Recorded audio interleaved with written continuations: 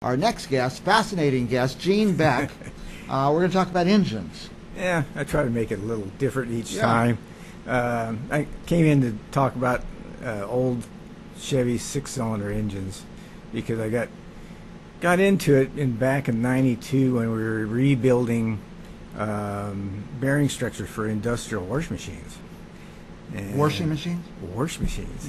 Nobody else would do it. Yeah. So we You needed a bearings our little rebuilt? machine shop, and nobody would take care of a 750-pound structure. Yeah. You know, Yeah. and put 4 people in the drum and all that Oh, good boy. stuff. So we belonged to a bunch of magazine subscriptions, and this editor back in '92 made a comment to a owner that he couldn't do anything with his 1949 Chevrolet engine, and so we rebutted it, and that started a whole different sideline. But it's a fun thing, and we got into that, and so first thing we did, being we rebutted it, we pulled in a bunch of engines and tore them apart and looked at them. Now, these are the straight line sixes. Inline sixes. Inline straight sixes. What kind of cars have these been in? Anything Chevy, I guess. Well, the main one that I'm familiar and I guess famous for is the old Chevrolet sixes. Okay. And this, by the way, just from 1937 to 62 they were made. Well, that is the old ones, the old sixes. There was some clear in Chevrolet. There was some clear back to 1929 Chevrolet sixes, but there was more opportunity to do something internally with these engines, so we took on 37 through 62, pretty much the same design built, but the old 216s were splash squirt gun. And also, but they had 7 pounds to the mains, so you could do 45 miles per hour all day. They were old farm trucks, you know, and they didn't worry about it. And they go a couple 100,000 miles without any problems. Oh my gosh! But now you drive faster, and you pull heavier loads at faster speeds, so you needed something different. So we. When we rebutted the editor, he got so interested in this, he wrote a bunch of articles and published a book on us. Of course, in the book there was 4 or 5 other guys that were trying to do miracles for these people that had their antique cars that needed an update.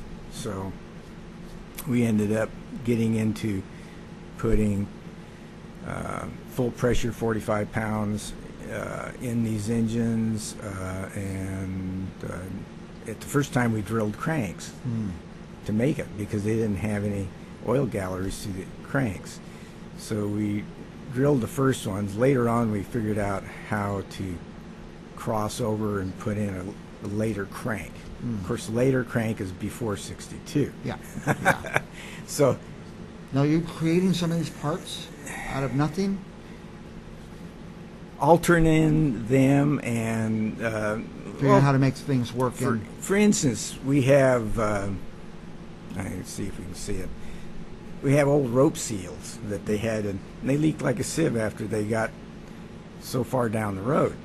So then we incorporated a full circle seal into those engines. The 1940 down to 1937 had no place to put this or anything metal to cut into it, so we made our own housings and put on them too. And then we got a little bit crazier, and we put hydraulic lifters in them. But we had to create the oil gallery up in the hydraulic lifter area too. So, and they didn't have that on the original. No, it's old mechanical lifters, and you had to get in there and adjust them every so often. So it was. Now, what about the purists? Are they okay with having the new modernized stuff on there?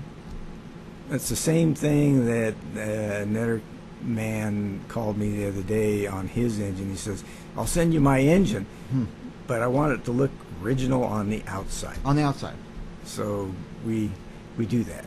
It's possible to do You, that. you really can't find anything on the outside that's different than the old engine, but it runs so much better. A lot better.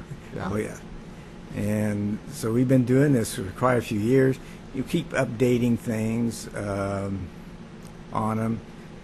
They talk me into the hydraulic lifters once in a while because this on the 216s there is no metal to drill and no oil gallery up there.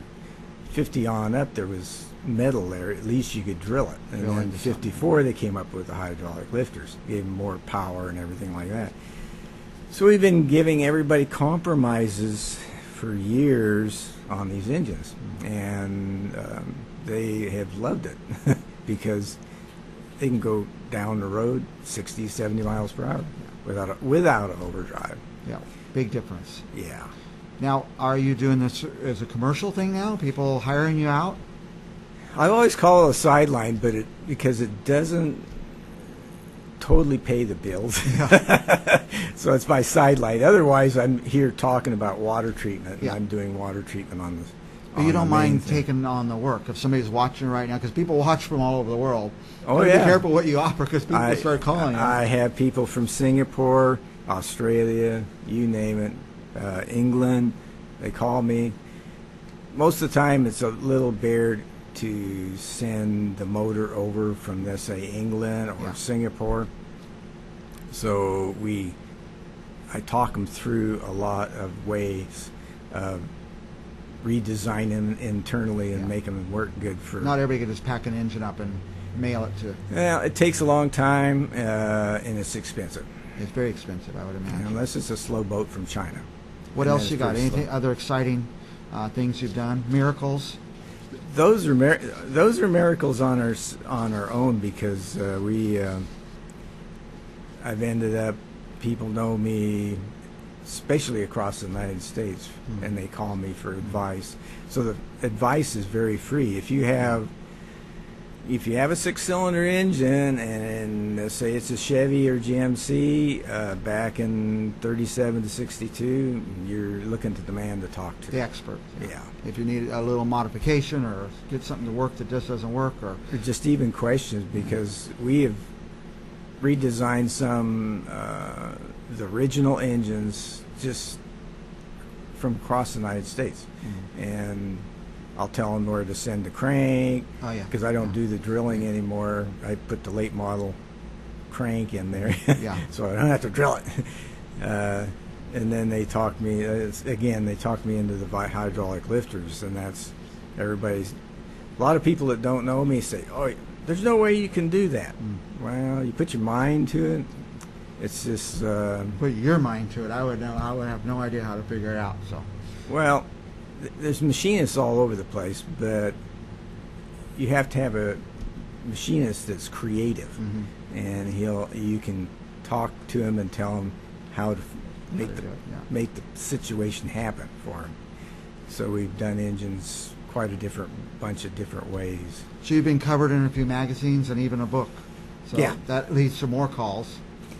Yeah, and that's been since basically '96.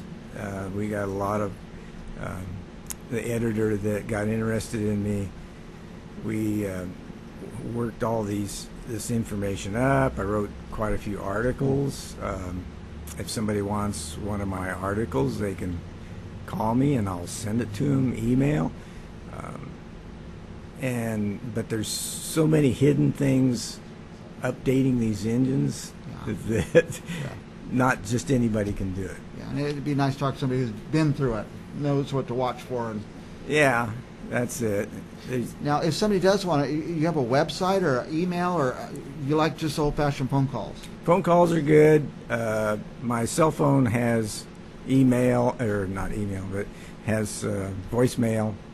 You can leave a message there, or you can get a hold of me at my main email that is inline216@att.net. Okay. So In the main areas, those what do you call inline Chevy engines from 30s, That's my 40s, specialty. 50s, maybe But even into the 60s. a lot of people ask me what kind of engines you can rebuild, and I say, well, as long as it's not a wankle and the piston goes up and down, I can tackle. I could probably even tackle a wankle engine, but Can you give out your phone number and just say it once for? it's my cell phone is 805-68